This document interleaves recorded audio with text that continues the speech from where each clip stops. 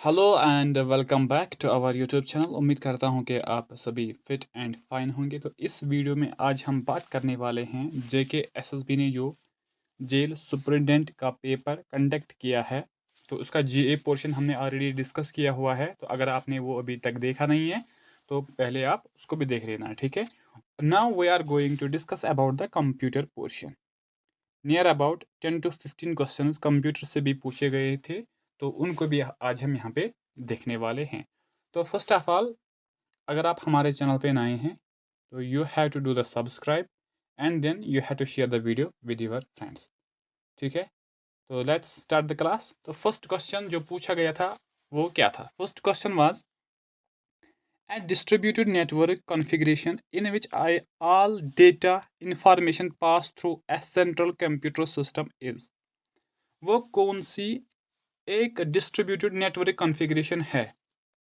कौन सी distributed network configuration है in which all data information pass through a central computer? Suppose हमारे पास बहुत सारे कंप्यूटर्स हैं, ठीक है। ये कंप्यूटर नेटवर्क के रिलेटेड ये क्वेश्चन है। तो हमारे पास वेरियस कंप्यूटर्स है और उन वेरियस कंप्यूटर्स का जो सोर्स है, जो इंफॉर्मेशन जहाँ से जा रही है, वो एक क्या है? Central computer. तो उस नेटवर्क कॉन्फ़िगरेशन को हम क्या कहते हैं? तो उसको हम कहते हैं क्या? Star network. तो अगर आप यहाँ पे देख सकते हो कि ये हमारे कंप्यूटर्स है, first, second, third, fourth, fifth and sixth. और इसका जो मेन एक सेंट्रल कंप्यूटर है, that is this one. That means कि इसी एक मेन कंप्यूटर से क्या होता है? डेटा पास हो जाता है from main to all the rest ones. तो इसको हम क्या कहते हैं? Star network. इसको हम कहते हैं स्टार नेटवर्क, ठीक है। तो आंसर क्या था क्वेश्चन का? Star network. तो अब स्टार नेटवर्क बेसिकली है क्या? ये एक नेटवर्क सिस्टम है, कंप्यूटर नेटवर्क सिस्टम है ये, in which all the devices are connected to a single device. और इस सिस्टम में क्या हो जाता है कि सभी जो आपके पास कंप्यूटर्स होते हैं वो एक मेन कंप्यूटर के साथ कनेक्टेड होते हैं, ठीक है, to perform different types of tasks, ठीक है। If one device fails its connection, अगर इन डिवाइसेस में से एक डिवाइस क्या फेल हुआ, अगर इन सभी डिवाइसेस में एक डिवाइस फेल हुआ, ठीक है, उसने प्रॉपरली वर्क नहीं किया, then it would not affect the other devices. और इससे क्या हो जाएगा कि ये जो बाकी डिवाइसेस हैं उन पर कोई असर नहीं पड़ेगा, उन पर कोई असर नहीं पड़ेगा। तो this is the star network. तो पहला क्वेश्चन जिसका आंसर है ऑप्शन नंबर सेकंड, क्या है? स्टार नेटवर्क, ठीक है, राइट। चलते हैं नेक्स्ट क्वेश्चन पे। तो नेक्स्ट क्या है हमारा? Next is the architecture that uses a tighter coupling between the compiler and the processor is. वो कौन सा पार्ट है आर्किटेक्चर का? कंप्यूटर आर्किटेक्चर जो है उसका वो कौन सा पार्ट है जो क्या काम करता है? जो कंपाइलर और प्रोसेसर को आपस में इंटरडिपेंडेंट बना देता है, जो इनको आपस में डिपेंडेंट बनाता है। दैट मीन्स कि जो इन दोनों को आपस में क्या कर रहा है? कंबाइन कर रहा है, जो इनको आपस में कंबाइन कर रहा है। तो that is the EPIC, EPIC, EPIC, ठीक है। तो अगर हम यहाँ पे इसकी फुल फॉर्म देखेंगे, ठीक है, तो वो क्या है? Explicitly parallel instruction computing. EPIC की फुल फॉर्म जो है that is the explicitly parallel instruction computing. ये क्या है basically? This is a computer architecture. ये क्या है? Computer architecture that aims to improve, जिसको यूज किया जाता है, जिसका मकसद है यूज करने में, to improve the performance of processor. इसको यूज इसलिए किया जाता है कि इसकी वजह से क्या होता है? प्रोसेसर की जो परफॉर्मेंस है वो इम्प्रूव हो जाती है, ठीक है, by executing multiple instructions in parallel. और किस तरह प्रोसेसर की जो परफॉर्मेंस इम्प्रूव हो जाती है? बाय एग्जीक्यूटिंग, जब ये एक साथ एग्जीक्यूट कर देता है मल्टीपल इंस्ट्रक्शंस, जब ये एक साथ एग्जीक्यूट कर देता है मल्टीपल इंस्ट्रक्शंस, ठीक है। तो आंसर क्या होगा? ईपीक, IC, राइट। चलते हैं नेक्स्ट क्वेश्चन पे। Question is transfer of data directly without the involvement of processor. Transfer किया जाता है डेटा, मेमोरी से डाटा ट्रांसफर किया जाता है उस इंस्ट्रूमेंट के साथ, लेकिन उसमें इन्वॉल्वमेंट ऑफ प्रोसेसर नहीं होता है, सीपीयू के साथ वो टच नहीं करता है। वो कौन सा इंस्ट्रूमेंट है? क्वेश्चन देखो क्या है। क्वेश्चन ये है कि हमें डाटा ट्रांसफर करना है मेमोरी से, हमें डाटा ट्रांसफर करना है मेमोरी से, लेकिन वो कौन सा इंस्ट्रूमेंट है जो सीपीयू के साथ टच नहीं होता है, जो सीपीयू को इसमें इन्वॉल्व नहीं करता है। तो उस इंस्ट्रूमेंट को हम कहते हैं क्या? DMA controller. That instrument is DMA controller. ठीक है, तो अगर हम यहाँ पे देख लेंगे DMA कंट्रोलर है क्या, तो आप यहाँ पे देख लीजिए। DMA दैट मीन्स कि डायरेक्ट मेमोरी एक्सेस। क्या है?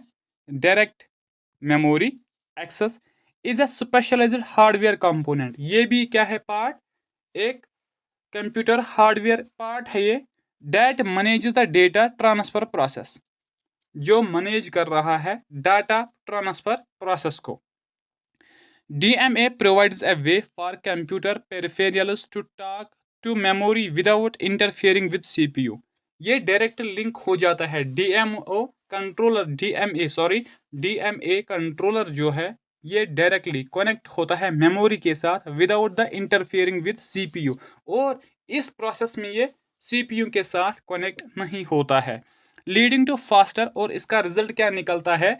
Leading to faster and more efficient data handling. इससे जो भी हम डाटा ट्रांसफर कर रहे हैं वो एक क्विक टाइम में हो जाता है और इफिशिएंटली हो जाता है। तो आंसर क्या होगा? DMA controller. क्वेश्चन क्या था? हमें मेमोरी से डाटा ट्रांसफर करना है, लेकिन आप हमें बताओ वो इंस्ट्रूमेंट कौन है, वो कंपोनेंट कौन है जो हमें हेल्प कर देता है without the interference of what? CPU। तो इसका जो आंसर होगा that will be the DMA controller. That will be the DMA controller. ठीक है, चलते हैं आगे नेक्स्ट क्वेश्चन पे। तो नेक्स्ट क्वेश्चन क्या है हमारा? Next is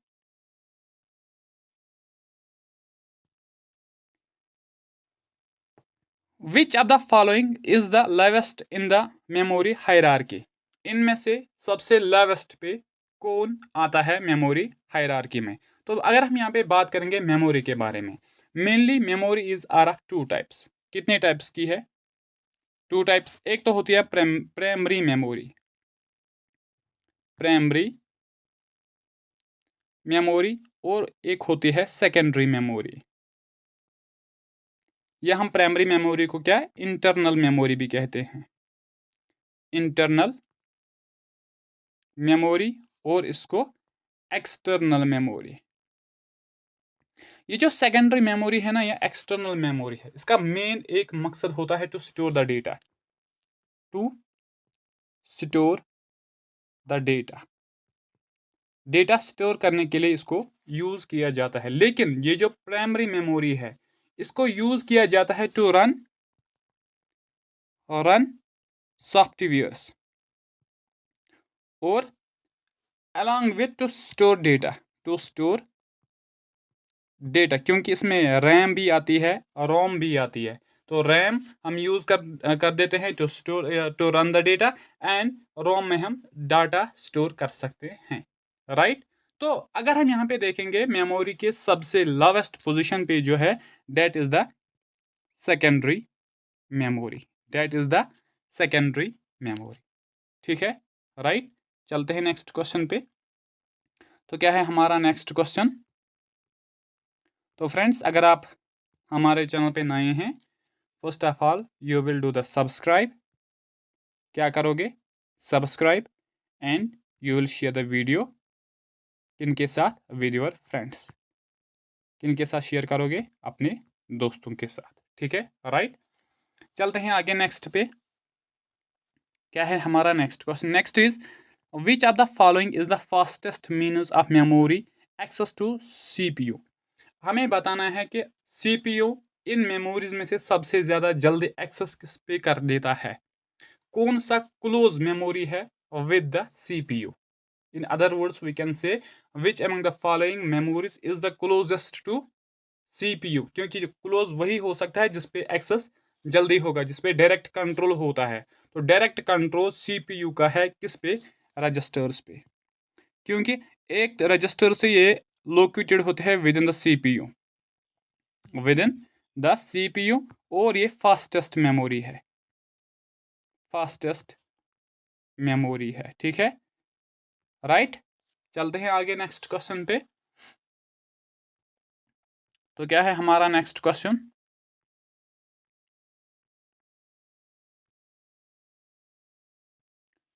next is which of the following technique can be used for optimizing backed up data space? इनमें से कौन सी एक टेक्निक यूज की जाती है ऑप्टिमाइज करने के लिए जो बैकअप डेटा होता है, डेट मीन्स कि स्पेस रिलीज करने के लिए इनमें से कौन सी एक टेक्निक यूज की जाती है? तो वो यूज की जाती है compression and deduplication, compression and deduplication. Compression का मतलब क्या है, कंप्रेशन ये it reduces the size of files, reduces the size of files, और डेडुप्लिकेशन का मतलब क्या है, ये डिलीट कर देता है, it deletes the duplicate copies of data, duplicate copies of data, ठीक है। तो आंसर क्या होगा, कंप्रेशन एंड डेडुकेशन, डेडुप्लिकेशन, डेडुप्लिकेशन, राइट, ठीक है। चलते हैं नेक्स्ट क्वेश्चन पे। तो क्या है हमारा next question, next is in the network of HTTP resources are located by, HTTP resource कहाँ पे लोकेटेड होते हैं? तो that means option number first uniform resource identifier, ठीक है, इसका आंसर बन जाएगा, ठीक है। चलते हैं आगे नेक्स्ट पे।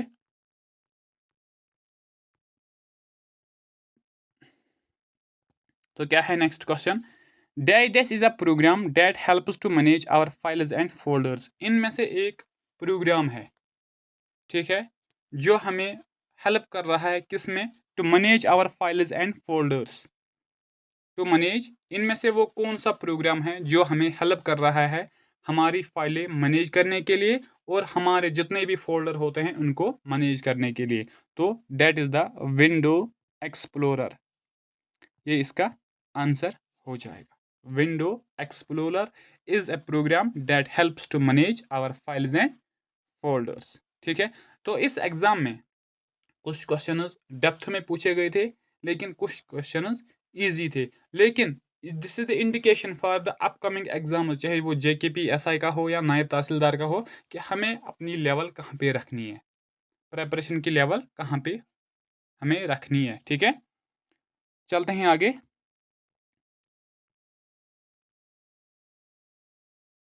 तो नेक्स्ट क्या है, which of the following keyboard shortcut is commonly used to rename a file और folder with window operating system? इनमें से कौन सी एक कीबोर्ड शॉर्टकट की यूज की जाती है रीनेम करने के लिए किसी फोल्डर का या किसी फाइल का? तो डेट इज द, बताओ, F2, फंक्शन की 2। फंक्शन कीज टोटल कितने होते हैं, कितने होते हैं फंक्शन कीज? ये 12 होती है, F1 से F12 तक। और ये वो कीज है जो डिफरेंट सॉफ्टवेयर्स में क्या करते हैं, डिफरेंट टास्क परफॉर्म करते हैं। इनकी कोई फिक्स टास्क नहीं होती है, they are used in different softwares by different means of work, ठीक है, अलग अलग हिसाब से इनको यूटिलाइज किया जाता है, ठीक है। चलते हैं आगे नेक्स्ट पे। क्या है हमारा नेक्स्ट क्वेश्चन, बताओ क्या है next question. Next is which of the following shortcut key which of the following shortcut key is use to check and spelling. Check the spelling, इनमें से कौन सी एक फंक्शन की यूज की जाती है ग्रामर और स्पेलिंग चेकिंग के लिए? कौन सी फंक्शन की यूज की जाती है बताओ? That is the F7। तो option number third will be the correct answer. F9 की अगर हम बात करेंगे, इसको यूज किया जाता है रिफ्रेश करने के लिए, रिफ्रेश करने के लिए, ठीक है। और F2 को किसके लिए यूज किया जाता है? रीनेम, अभी हमने देखा है, ठीक है। और F1 को किस चीज़ के लिए यूज़ किया जाता है? To open help menu, to open help menu, ठीक है, राइट। चलते हैं आगे नेक्स्ट पे। नेक्स्ट क्वेश्चन क्या है हमारा? Next is in MS Excel when a range is select how you can activate the previous cell. Suppose हम MS Excel में काम कर रहे हैं, हम MS Excel में काम कर रहे हैं, तो हमने कोई रेंज सिलेक्ट किया हुआ है, हमने कोई रेंज सिलेक्ट किया हुआ है, लेकिन अब हमें अपनी प्रीवियस सेल को एक्टिवेट करना है। तो वो हम कैसे करेंगे? तो वो हम करेंगे when we press the Ctrl+G। तो option number 4 will be the correct answer. तो जब हम Ctrl+G को प्रेस करेंगे तो हमारी जो प्रीवियस सेल है वो एक्टिवेट हो जाएगी, वो एक्टिवेट हो जाएगी, ठीक है, राइट। चलते हैं आगे नेक्स्ट पे। तो क्या है हमारा नेक्स्ट क्वेश्चन? विच शॉर्टकट की insert a new slide in current presentation. Suppose आप कोई प्रेजेंटेशन प्रिपेयर कर रहे हो, लेकिन आपको ज़रूरत पड़ी कि और एक स्लाइड मुझे ऐड करना है, तो आपको कौन सी शॉर्टकट की यूज़ करनी है? तो उसके लिए आपको यूज़ करनी है Ctrl+M। Ctrl+M से आप अपने प्रेजेंटेशन में वहीं पे क्या एक नई स्लाइड ऐड कर सकते हो, ठीक है, राइट। चलते हैं आगे नेक्स्ट पे।